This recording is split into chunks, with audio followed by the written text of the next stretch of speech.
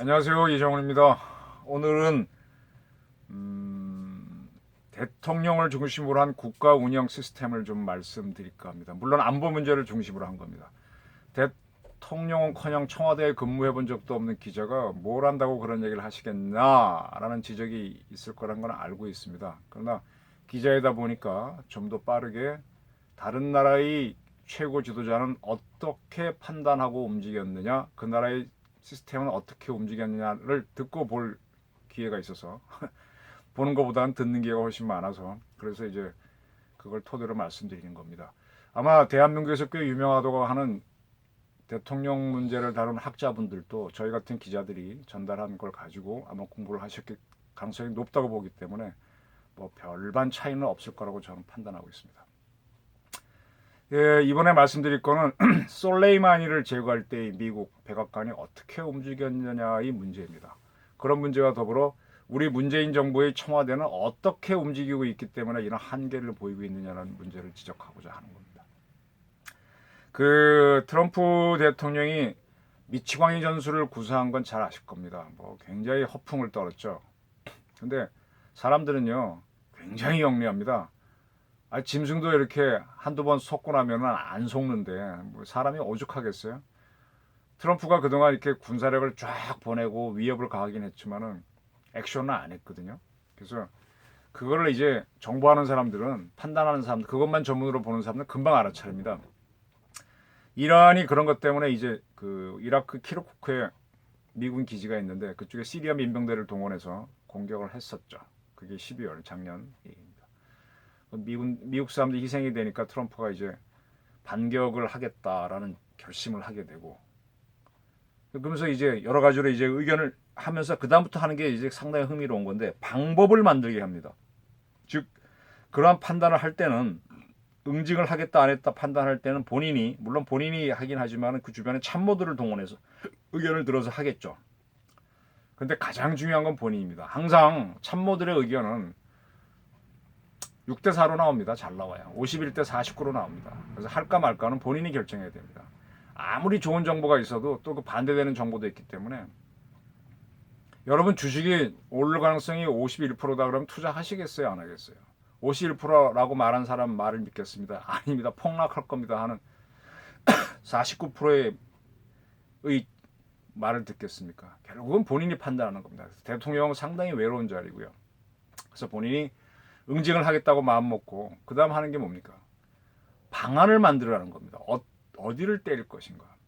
그 이란 사태가 났을 때 솔레마니 사건이 났을 때 미국이 52개 지점을 때리겠다라고 한 거는 이미 타겟팅을 다 정해놓고 있었다는 얘기죠. 바로 그럴 경우에 이제 최고 지도자가 요청을 하게 되면 여기를 때릴 수 있습니다. 뭐 이걸 할 수 있습니다. 이런 아이디어를 내야죠. 그 중에서도 여러 가지가 올 때 대통령이 한정을 해줘야죠. 좋다. 이런 미국인들을 죽이는 게 누구냐? 솔레이마니냐? 그 사람을 제거하는 쪽으로 잡아라. 그럼 이제 잡겠죠. 방법이. 그러면 솔레이마니에 대한 동선을 추적해오던 정보기관, 그 다음에 액션을 전문으로 하는 군사기관들이 이렇게 회의를 하게 돼서 회의를 해서 방법을 찾습니다. 그래서 맨 처음에 지시가 떨어지면 그 다음에 뭡니까? 타겟팅, 목표를 정하고 목표를 정하면 목표를 잡을 수 있는 방법을 각 부처에서 올린 다음에 그걸 오거나이즈 해가지고 그 목표를 제거할 수 있는 방안 A, B, C를 제시합니다. 그럼 대통령은 그 중에 하나를 택하는데 반드시 검토할 것이 자 이거를 제거했을 때 후폭풍이 무엇이냐 미국과 이란 간의 전면전이 나는 문제부터 다 검토를 해서 뭐 위험도가 높은 것 위험도는 높아도 효과가 큰 거를 택하게 되는 거죠. 그 대통령이 그래서 굉장히 외로운 직업이라는 겁니다. 그 책임을 다져야 되기 때문에. 이제 그런 판단들을 할 때 그걸 종합적으로 누가 오거나이즈 하는가 하면은 결국은 백악관에서 하는데 작전 자체는 미국의 CIA가 만들었습니다. CIA가 만들어서 작전을 하는데 이때 이제 주변 동맹국의 정보가 굉장히 중요한데 솔레이마니의 이동 경로를 미국의 결정적인 정보를 제공한 것은 뜻밖에도 이스라엘입니다. 그래서 이스라엘 정보를 토대로 미국이 곳곳에 심어놓은 뭐 상대국에서 보게 되면 고첩이고 이쪽에서 보게 되면 공작원이고 에이전트겠죠. 그 에이전트라고 하는 사람들을 미국 CIA 요원은 직접 쓰지 않습니다. 이렇게 돈을 주고 그 나라 사람들, 거주인들을 자연스럽게 고용해서 정보만 받는 건데 그런 사람들이 이제 현지 정보도 밟고 하니까 협조자죠. 그런 정보를 구해서 물론 그 중에는 가짜도 있고 배신자도 있으니까 검토를 해야 됩니다. 그래서 상당히 검증이 된 사람들을 그 중에 추려 쓰겠지만 그래도 검증을 해서 확인이 되니까 무인기를 대기시켰던 무인기를 가지고 이란을 출발하는 걸 알고 대기시켰던 무인기를 가지고 그 두 사람이 탄 자동차가 한적한 것으로 오니까 이제 공격을 하는 거죠. 피해가 없도록 하는 건데 자, 제가 드린 말씀은요. 최종 결정은 대통령이 하는 겁니다. 대통령이 뭔가 방침을 정해주면은 그 밑에 있는 여러 기관들은 거기에 대한 아이디어를 제시하는 겁니다. 아이디어를 제시하기 위해 대통령이 평소에 요구할 수 있는 게 뭐다라는 걸 파악을 해서 쭉 준비를 해놓고 있다가 그래야 하죠. 갑자기 못하는 겁니다. 그래서 항상 기획과 이 기획이 굉장히 중요한 겁니다. 그 다음에 이제 쭉 플랜을 짜놓고 있고 거기에 맞춰가지고 그런 액션을 해야 되나 하는 부대는 자기들이 가능한 훈련을 플랜 A, 플랜 B, C, D 계속 훈련을 반복하고 있어야 됩니다. 물론 그것이 이제 때와 장소는 달라지지만 크게 다른 것도 없으니까 액션 자체는 준비하고 있다가 하라 그러면 까는 겁니다. 그게 이제 군사작전인데 그런 것들을 오거나이즈하는 조직이 이번 같은 경우는 미국의 CIA였습니다. 그래서 CIA 그 책임자가 탔던 비행기가 뭐 탈레반한테 격추됐다 아니면 사고로 떨어졌다 이런 이야기거든요. 자, 제가 이 말씀을 왜 드렸는가 하면은 지금 사스랜다 뭡니까? 우한 폐렴 문제하고 그다음에 남북 문제를 다루는 데 있어서의 문재인 정부가 그렇게 잘하지는 못한다라는 판단 때문입니다. 우선 그 우한 폐렴 문제에 대해서는 우리 질병관리본부가 상당한 이러한 게 생기면은 어떻게 하겠다는 플랜이 있었습니다. 거기에 따라 지금 하고 있고요. 근데 대통령이 지시해서 적극적으로 막으라 그러면 적극적으로 더 강화를 할 거고 뭐 중국을 자극하지 않게 해서 이렇게 해라 그러면 이렇게 할 거고 이제 그런 차이가 있는 거죠. 그러니까 대통령이 어떠한 결심을 대통령은요 보사부 쪽에서도 대통령이고 국방부에서도 대통령입니다. 이렇게 하게 되면 빨리 움직이는데 이런 걸 할 때 중요한 게 국민 여론입니다. 지금 국민 여론은 공포에 예민하기 때문에 적극적인 대응을 요구합니다. 적극적인 대응을 하면 중국이 싫어하겠죠. 자, 이러한 걸 할 때 질병관리본부나 보사부 쪽에서는 자기네 처지에서만 의견을 뭔가 하면 자기 능력 것에 맞는 아이디어를 냅니다. 근데 국가 전체적으로 보게 되면은 국민 감정도 있고 또 여당 입장에서는 사유로 총선에 대처하는 문제도 있고 또 이번에 젊은 영입 인사 한 사람이 이제 미투 사건으로 중도 하차한 사건이 있으니까 그걸 무마하기 위해서라도 종합적인 판단이 필요한데 이럴 경우에 대통령의 아이디어맨 해주는 게 누군가 하면은 지금은 아니지만은 국정원이었습니다. 국정원이 다양한 요원들을 갖고 있으니까 이 질병 관리만 전문으로 하는 박사급 요원들이 거기 있는 걸로 알고 있어요. 그 다음에 중국 전문가도 있고 군사 전문가도 있고 여론 전문가도 있어서 보사부나 이런 데는 자기네 특정 분야 전문가잖아요. 쫙 모아서 어떻게 하는 게 좋겠다 종합대책 ABC를 내가지고 대통령한테 냈을 때 대통령이 그 중에 하나를 고르면은 자기가 아무리 머리 짜내봐야 또 그 옆에 있는 그 운동권 출신 스태프들이 해봐야 그 머리에 그 밥에 그 나물이죠. 뭐 나오겠어요. 그래서 그렇게 해서 이제 대처를 하는 겁니다. 이거는 미국이나 우리나 큰 차이가 없어요. 근데 미국은 이제 CIA 같은 경우는 주로 안보 문제에 동원하고 국내 문제까지는 국내 정치 문제, 정책 문제까지는 안 하는데 우리는 이제 하는 차이가 있었던 거죠. 근데 저는 지금 그 우한 폐렴에 대응하는 문제 뭐 지금 미국과 일본이 전 세계를 보낸다라고 하니까 이제 우리도 보내는 쪽으로 가는데 어쨌든 뭐 빨리빨리 거의 하루 차이로 지금 따라가고 있으니까 잘하고 있는 겁니다. 근데 앞서 나가지는 못하는 모습이죠. 근데 이런 걸 먼저 뽑아내고 먼저 우리 교민들을 빼갖고 오고 뭐 이랬으면 더 대통령에 대한 지지가 올라갈 수도 있겠죠. 그런 것들을 신속하게 판단하려면은 실무부서가 아닌 제3의 부서가 해주는 게 좋은데 그게 현재로서는 대한민국에서는 국정원이었다는 겁니다. 자, 그 다음 문제는 지금 북한입니다.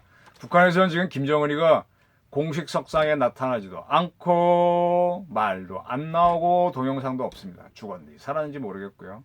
지난 연말에는 굉장히 겁을 줘서 뭐 했다가 프로로 꺼졌고, 이선권이라고 하는 진짜 양아치 같은 놈을 목구멍으로 냉면이 넘어가십니까 하는 그런 심리전이라 하는 놈을 외무상에 임명하고, 이런 것들이 뭔가 이상한 겁니다. 그럼 북한에서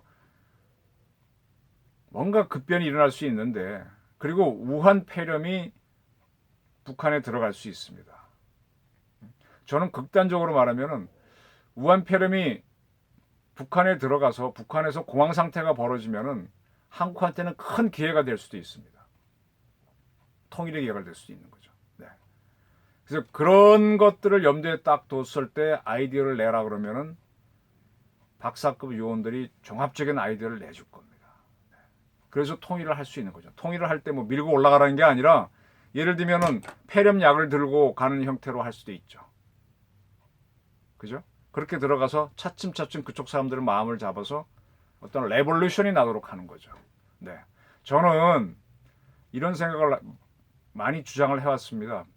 광주에 대해서 노래, 님을 위한 행진곡을 자꾸 광주 무슨 뭐 기념식 때 주제가로 하자인가 뭐 자꾸 주장을 하는데, 좋습니다. 뭐 그렇게 하라면 하십시오 하는데, 그 광주 민주화를 광주에 한정하지 말고 북한 민주화로 돌리라는 겁니다. 그래야 그게 우리 한국적 혁명, 항복적 민주주의를 수출하고 북한 인민을 해방시키는 거죠. 문재인 정부가 그렇게 좋아하는 촛불혁명이 이북에서 일어날 수 있도록 유도를 하라는 겁니다. 그래야 대한민국의 민주주의가 북한으로 수출되는 거죠. 그 아이디어를 내라는 거예요. 그 아이디어를. 그런 행동을 하라는 거예요. 그런 기회가 어쩌면 우한 폐렴일 수도 있다는 겁니다. 그런 종합적인 아이디어를 내려면은 여러 부서를 통합할 수 있는 국정원 같은 데가 할 수 있다는 겁니다. 지금 이 정부가 너무 이념에 젖어가지고 국정원을 약화시키고 검찰을 약화시키고 군을 바보로 만들고, 이게 민주화인 줄 압니다. 그리고 또 의외로 괴물 같은 공수처를 만들어서 사람은 꼼짝 못하고 하겠다고 합니다. 공수처를 만들었을 때 조사해야 되는 고위 공직자 비리 사건이 터지니까 거꾸로 그 최강욱이라는 사람은 검찰 조사를 못 받겠다고 버티고 있는 희한한 일이 벌어지고 있거든요. 이게 바로 국가를 운영하는 종합 능력이 딸린다는 문제입니다. 그래서 지금 문재인 정부에서는 국정원을 죽이고 뭘 죽이고 자꾸 약화시키고 하겠는 걸 민주화로 알고 있는데, 그렇게 되면 위기 상황에 대처를 못합니다. 가진 기능을 최대한 발휘하게 하면서 부려먹고 부정적인 건 탁 치면은 훨씬 쉽습니다. 그렇게 해도 물론 시끄럽죠. 지금 트럼프가 처음 했을 때 솔레이마니에 대해서 미국 언론이 막 비판하다가 나중에는 찬양으로 돌아섰어요. 그래봤자 그 일시적입니다. 또 그 다음에 다른 걸로 비난합니다. 뭐 미국 언론도 한국 언론만큼이라 뭐 맨날 남 이렇게 내리기나 좋아하지 뭐 칭찬 잘 안 하거든요. 뭐 그렇게 해서 항상 반대자가 있기 때문에 49%를 설득해서 가는 게 민주주의입니다. 협치입니다. 그렇기 때문에 미국은 큰 실수를 안 하는 거고요. 자꾸 자기 머릿속에 있는 이념만 강조하다 보면 실패하는 게 북한이고, 그걸 대한민국이 따라가지 말라는 겁니다. 지금 북한 문제, 북핵 문제, 통일 문제를 풀 수 있는 어쩌면 좋은 기회가 오고 있는데, 첫 번째, 촛불혁명을 이북으로 수출해라. 두 번째, 님을 위한 행진곡을 김일성 대학 학생들이 스크럼 짜고 부르게 해라. 세 번째, 북한에도 어떤 형태든 간에 우한 폐렴이 들어갑니다. 그럴 때 우리가 할 수 있는 역할을 준비해라. 네? 이런 거를, 그러니까 이 주어진 악조건을 어떻게 선순환 구조로 바꿔서 하는 게 리더입니다. 그래서 지금 통일부나, 지금 북한을 자꾸 도와주려고 하는 통일부나 이런 데가 앞장서지 말고 종합적으로 발상할 수 있는 걸 모아놓고 방법을 모으고 좀 더 대통령이 요구하면요. 집단지성은 그 아이디어를 만들어냅니다. 그 다음에 까라면 까라고 하는 뭐 우리의 국정원이나 또는 군에 있는 특수부대 요원들은 해낼 수 있습니다. 그렇게 해서 한번 한번 이 세상을 대한민국을 위해서 한번 민족 통일을 위해서 우리가 지금 통일을 맛본 것은 김춘추 이후 김춘추가 왕이 되었을 때 그 아들이 문무왕이 됐을 때 통일한 거, 그 다음에 왕건이 통일한 거 외에는 없지 않습니까? 그걸 한번 하도록 하는 기반을 만들도록 한번 노력하면 어떻겠습니까? 제가 미국식 대통령제를 뭐 짤막하게 설명하면서 트럼프의 예를 들어 설명하면서 대한민국 대통령제의 문제점을 지적하면서 거꾸로 그런 문제점이 있지만 거꾸로 어떻게 활용하면 더 좋은 기회가 올 수 있다는 걸 한번 지금 말씀드렸습니다. 뭐 자세한 거는 뭐 결국 비밀 사항이겠죠. 그렇지만 이 기본적인 아이디어는 이 틀입니다. 이 틀에서 대통령의 생각을 바꾸시면 어쩌면 문 대통령은 존경받는 대통령이 될 수도 있습니다. 지금 김정은이는 문 대통령을 쉽게 봤기 때문에 말려들 수 있습니다. 죽었는지 살았는지 모르지만 뭐 삶은 소대가리라 앙천대소 뭐 그런 헛소리를 했기 때문에 오히려 쉽습니다. 강경 모드로 나가기 때문에 더 쉽고요. 솔레이마니를 미국이 제거했기 때문에 더 쉽습니다. 한번 역발상 이 정부에 계신 분들 선거 다가오니까 한번 해보십시오. 그게 어쩌면 당신네들이 이번 선거에서 이기는 가장 빠른 길일 수도 있습니다. 감사합니다.